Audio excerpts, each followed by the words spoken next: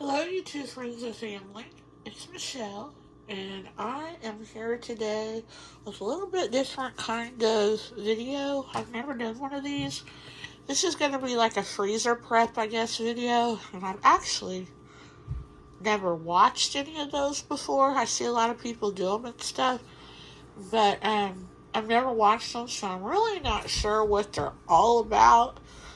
But this is my take on a freezer prep video because what I'm going to do is show you how, like, I store um, meat that I buy in bulk and stuff like that I know that I'm not going to use right away, so it doesn't go bad, and show you how I do it, and also show you some changes that I'm actually making here recently with how I do my freezer prep and what I'm going to start putting in the freezer to save, and different ideas just to save on inflation and stuff.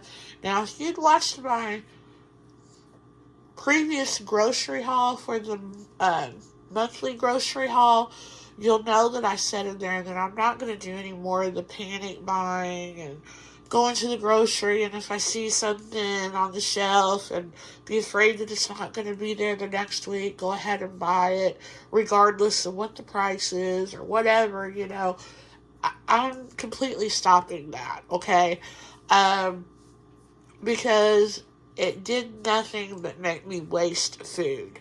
And that is probably one of my biggest pet peeves is people who waste food. And here I was contributing to that problem. So I cannot stand to waste food. There are way too many hungry people in the world, here in our country, in your own areas of where you live and everything, that wasting food just should not even be an option to anybody. And so I noticed I was doing a lot of that, and I was like, no, something's got to give, something's got to stop. Plus, with the price of food, who can afford to waste food? So it just made me really, literally sick at my stomach. And so I've decided not to do that. But if there's something on sale as far as like meat wise and stuff like that, higher priced items that go on sale for a really, really good price, I will buy maybe a little extra if I have the cash to do so. Um, but I'm only going to buy enough that's going to go through to the next month. I'm not going to buy enough that's going to do me for 6 months. It's silly. So, that is my thought process on that. So, plus, I live in a small apartment. I do have a small chest freezer and stuff. And so I don't have a whole lot of storage space when it comes to freezer space, because I just have a regular old school refrigerator with just a little bitty freezer on top. And then, like I said, I have um, a very small freezer. I think it's either a 3 cubic or a 5 cubic. I think it's a 5, but it's very small. It's just a chest freezer. Plus, it has like a little shelf on it and stuff. So, really, that takes up a lot of the space. To me, I wish they'd have never put the little shelf in there, because it would have gave me more actually room to store my stuff. But I figure the shelf is probably built around the motor and all that of the freezer, so it probably, I guess they made use of that area. But to me, I'd rather just have the flat surface. But they have to put all that stuff somewhere too, the motor, the compressor, or whatever it is that makes it go. But anyway, enough of that. That's not why you tuned into my video. So I'm going to show you what I'm going to do. I'm going to show you how I'm going to do my meat first, and then I've got a few other extra things that here just recently I thought about doing, and I'm going to show you what I'm going to do with some other on-end stuff. So, first of all, I went to Ruler the other day, and I bought some meat, and I'm really disappointed because I bought some cube steaks that I was wanting to try to do something with, because I've never made them. And when I pulled them out of the refrigerator, they're going bad. So they're going back tomorrow because it says sell by date is out, or I think until the 2nd. And today is only January the 30th, and I bought these the day before yesterday, so there's no reason why they should already be going bad. So, yeah, they're definitely going back. I'll just take them back. I don't want to refund, I just want to get some more cube steaks. So that's what I'll do with that. So I'm not going to have those in the video, but along with that, I had also bought some stew meat, and there's 1.3 pounds of stew meat here. So I'm going to just break this in half and freeze it because I think I'm going to use one thing for beef stew and one thing for some like beef tip things that I've seen. And these will probably be on the meal plan for next month. So that's why I bought them. Like I said, if I buy stuff, it's going to be to use for the following month. And then I bought two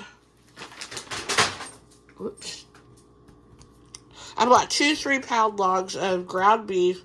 So I usually cut these, or I usually freeze these in 1.5 pounds, but I'm going to start freezing them in 1 pound increments because I'm going to start making my ground beef go a little bit further. So that is one change that I'm going to start doing. And also, I'm going to take 1 pound and I'm going to go ahead and pound out some smash burgers, which 1 pound will probably give me 4 smash burgers. So that'll be, I usually eat, when I have my smash burgers, I usually eat like a double one or whatever.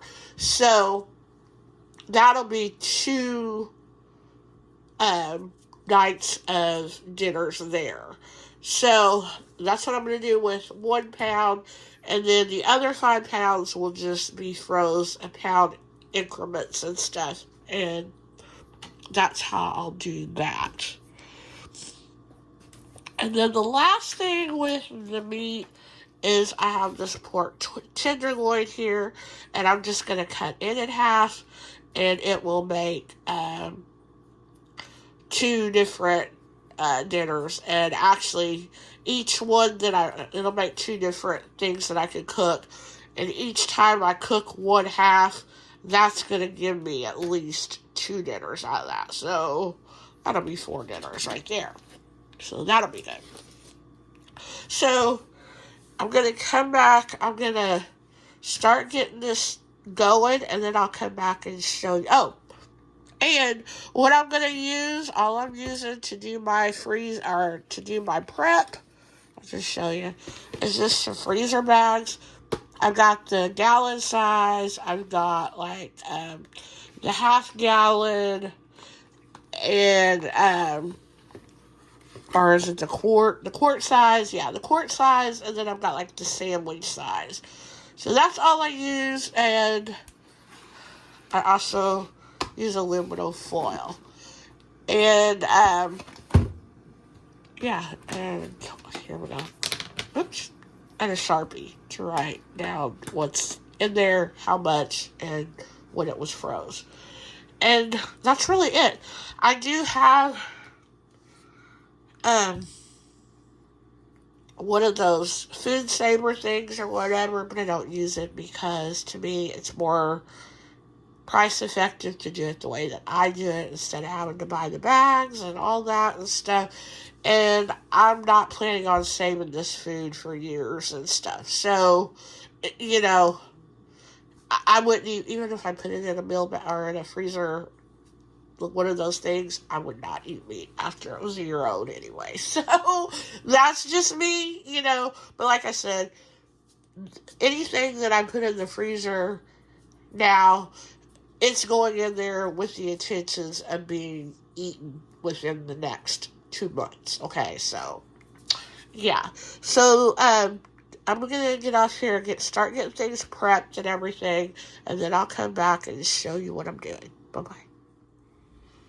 Okay, guys, I have divided the stew meat up. So like I said, I was just going to half it. And I always like to have a bag for trash to put it, you know, away real quick. And I just get like a baggie from the grocery and put my trash in there, and then I'll just take it out to the trash can once I'm finished doing all my meal prep. So, like I said, I halved this because half of it's going to be for beef stew, half of it is going to be for some beef tips. And then I've got 2 freezer baggies here, and this is just how I label mine. I put what I'm putting in there, how much of it's in the bag, and then the date, the month, and the year. And February is only like, it's today's Monday, and February starts Tuesday, or starts Wednesday, so I figure it's close enough to February to put 222. Actually, that should say 223, but I'll know that. So I'll know that. I'm still getting used to that. How many of y'all still writing 22 on your checks and, whatever. So anyway, yeah. So that's how I label things. So all we're going to do is just dump this meat right into these baggies. Yes, my hands are clean.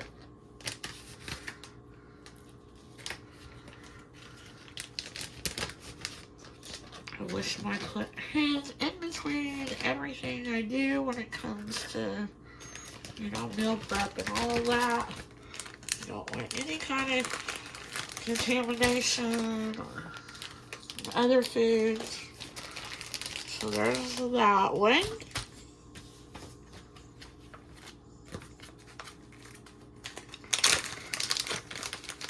And my sink is actually just on the other side of where my camera's sitting. So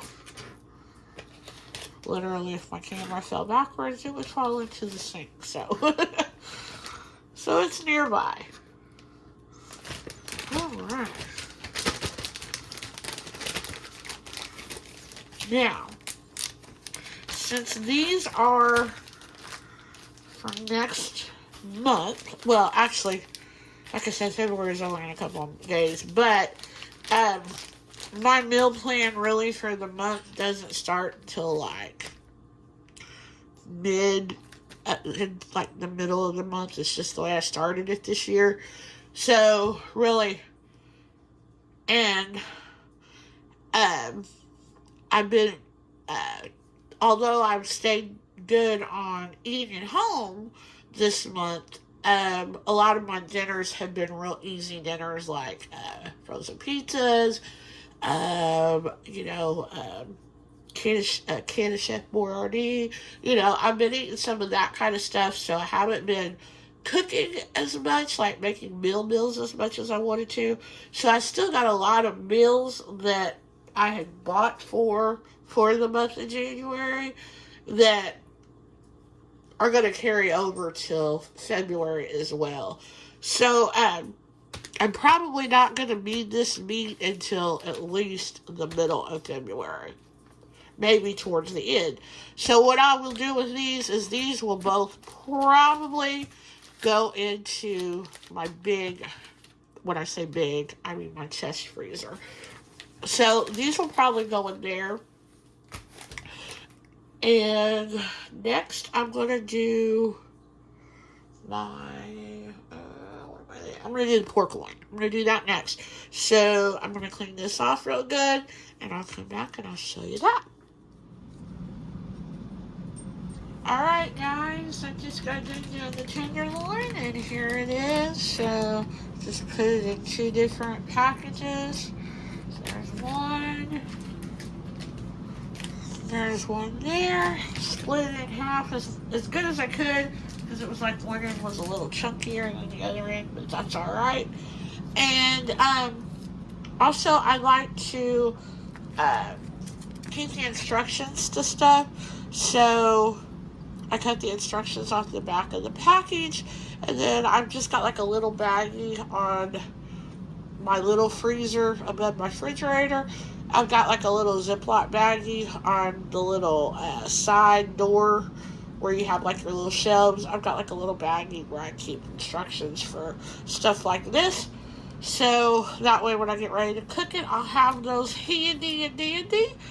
And yeah, and so what I'm going to do with those is, um, and I thought about it, I'm probably going to do the same thing with the beef stew too, or the beef stew meat. I'm going to just keep one in the little freezer and then put one in the big freezer. So that way they're right there, handy dandy and stuff. So yeah. So that's what I'm going to do with those. And let's see what's next. Next is going to be hamburger meat. So I'll be back to show you what I'm going to do with that. Bye bye. Okay, I just finished up doing the hamburger meat with the exception of the patties. I'm not done those yet. So that's what this here is sitting here for. But I wanted to show you how I did. I'm going to do them a little bit different. What I do is I take the hamburger meat and I divide it into 1 pound increments. And each 1 pound increment, then I pack it in aluminum foil and I pat it down as thin as I can. And then I put 4 of them in one of your gallon size Ziploc baggies. And then I just label it with, ground beef. I also put the percentage on there because a lot of times you want to use, your more lean meat for some recipes versus your less leaner meat and stuff. So I do put the percentage on there. And then, again, I put how much is in each package. I put the date. And then I also put on here how many packages are in there. So that way I know when I go to pull it out, there's 4 1 pound packages in here. This one here is loose. Like I said, I have to go to Ruler tomorrow to take that cube steak back. And I'm hoping to get 2 more things of ground beef because I've been looking at what I'm going to put on my meal plan for February and stuff. And it looks like a lot of it might have to deal with some ground beef and stuff. So I know it'll be used up quickly. And ground beef and chicken, they're like a staple here. So, I know that, I'll go through that and everything. So that's what I'm going to do is to get that. And then I'll be good to go with ground beef unless I can find like the 80-20 ground beef on sale, which because this here is the 73-27. So if I find the 80-20 somewhere, then I'll probably get it too. Because like I said, you want to use different percentages in different different recipes.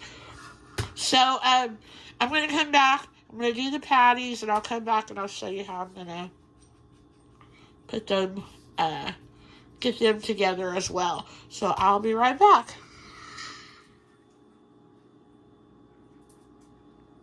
Alrighty, I'm going to show you how I'm going to do my smash burgers.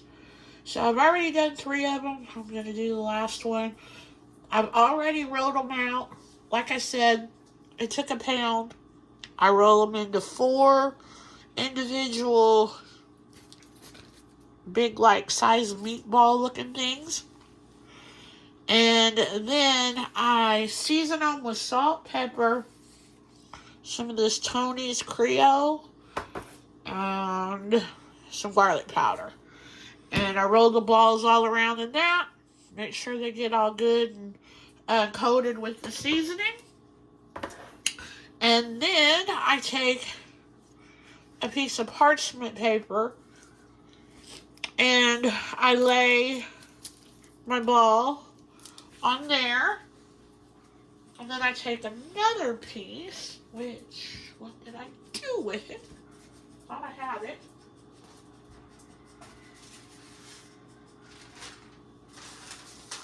Don't know what I did with it, but I got another piece.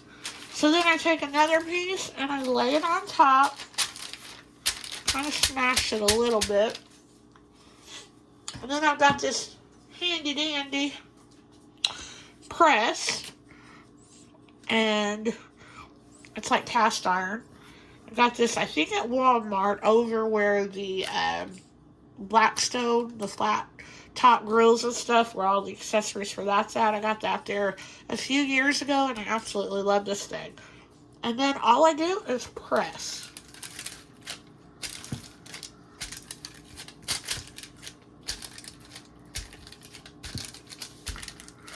Until I've got a flat patty.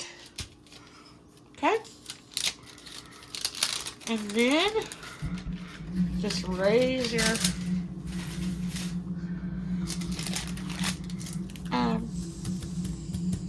parchment paper off of there.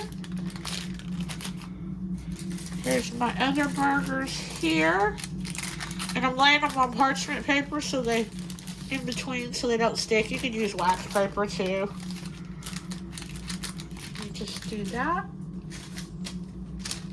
And then I'll lay that last paper there. And then I will put these in a plastic baggie, label them, and they will be ready. And these will probably go in my small freezer too, because these are something that I just have here, you know, when I'm in the mood or whatever. As long as I have buns here or whatever, and I'm in the mood for them, hey, I'm going to pull them out and have them. So I'm just going to put these in my small little freezer as well. And also, in case you're wondering if I cook up my hamburger meat sometimes and freeze it ahead of time, I do not do that. I did that once and I did not like it. I thought that the meat tasted watered down after being cooked and then sitting in the freezer. So I just don't like that method. A lot of people do it, and I guess it doesn't bother them, or, you know, I don't know. Maybe it had been in there too long, but I usually don't eat meat that's been in the freezer for too long anyway. I'm just really picky about that. So I don't think that was it. I just didn't care for it. So I do not do that. So that's why I go ahead and just prepackage everything, and then I go ahead and cook it freshly when I need it and stuff. So yeah, so I'll come back, I'll show you the package of that, and then I'll show you what we're going to do after this, because we're all done with the meat, and then I've got a few things that I'm going to share with you, also things that I've decided to start doing, and like I said, just to kind of try to save more money and not waste any food, and, you know, all that and stuff. So I'll be back. Alright, I got all of the smash burgers packaged up. I got 4. Please forgive the dog. She hears the other dog, or the dog next door barking. Miracle, come here. So I've got 4 in there. I wanted to package this in a quart-size baggie, but I'm all out, so I'm going to have to get some of those tomorrow. But anyway, I just put smash burgers, 4, and the date. So I'll be right back. I'm going to get her settled down, and I'll be right back. Okay, I think I got her settled down. I don't hear the dog next door barking, so hopefully she will quit. So what I'm going to do is I made some potato soup last night, and I had bought these bacon bits here at Sam's Club, and I never tried them before until last night. These are so good. These are going to be a continuous buy because it's a good deal. I forget how much it was, but it was a really good deal for this great big bag. So, of course, this is a huge bag. It's going to take me forever to go through it. So, what I'm going to do, and I've seen several here on YouTube do as well, is I'm going to break this up into some baggies. I wish I had the quart-sized baggies, but I'm out. So I'm going to have to put them in snack size, or the sandwich-sized baggies instead. But, yeah, I'm going to divide this bag up, and I'm going to do that. And then I'm just going to keep one bag in the refrigerator, and the rest of them I'm going to freeze. So there's that, which I thought was a really good deal, or a good idea. And the other thing that I'm going to do, which I thought about this weekend when I was thinking about all the meal prep or freezer prep I was going to have to do. I usually buy onions by in a thing like this, and a lot of times they end up going bad before I use them because I don't use a lot. I will cook with onions, and I like to taste the onions as long as they're cooked really, really, really good. I don't like them crunchy. I like them kind of like caramelized and stuff. But I don't like a lot of them. And I like the taste, but I don't like a real strong onion taste either. So when a recipe calls for onions, I usually use less than what it calls for. And I always dice them up very finely, regardless of what I'm making. So I never use onions real big and thick or anything like that. So there's no need to really keep these without going ahead and chopping them up and putting them in baggies again, just like I'm going to do the bacon bits, and putting them in the freezer and then just using them as I need them. So that's exactly what I'm going to do with this, because that will take up less storage in my refrigerator, and it'll prevent these from going bad so quickly. And then the last thing, I don't have it out, but I have a loaf of bread, and a lot of times I buy a half a loaf of bread, even though it's more expensive, but I don't go for a whole loaf, and I would rather, even as bad as inflation is, like I said, I hate to waste food, so I would rather buy a half a loaf and not waste the other half than to buy a whole loaf and save a little money, but waste a half a loaf of bread, if that makes any sense. So,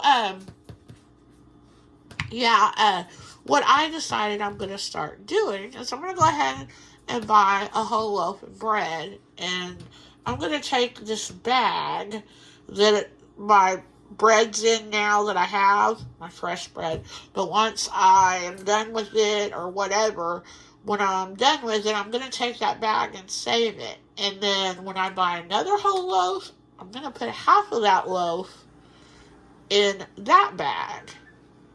And then keep the other half. And then freeze the other half. And then pull it out when I need it. That makes so much sense. And actually, I thought about doing that because I have these. I forgot about these too. I have some brioche buns that I need to freeze. It says that they're expiring on the 24th, I think, so they're supposedly expired, but they're still fine and fresh. That's what I love about brioche bread. It lasts forever and ever. But I still don't want them to go bad, and I know I'm not going to use it. So what I'm going to do is I'm going to freeze those too. And I have frozen bread, so I know that, it's fine and everything. You just take it out and let it sit or whatever. So that's what I'm going to do with that. And that's what gave me the idea on the bread, which I know that's not like a duh. I know a lot of people freeze bread, but it just never really comes to mind to do that.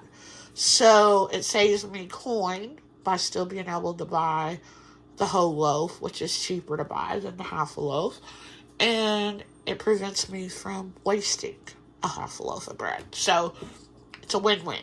So I'll come back and I'll show you once I've started doing some of this prep. Be back in a minute. Alright, I am back, and this is going to be the last part of this video. And yeah, this is the onions that I did. I ended up getting 2 good-sized snack-size sandwich bags of onions. And then these are the bacon bits. And each one of these 2 bags have 2 cups. This one has a little over a cup. But I had used some of the bacon bits last night. So I would say there's probably a total of 6 cups of bacon bits in one of those bags. So, I've already got a bag of some onions that I diced up in my small freezer. So these two bags will probably go in my big freezer.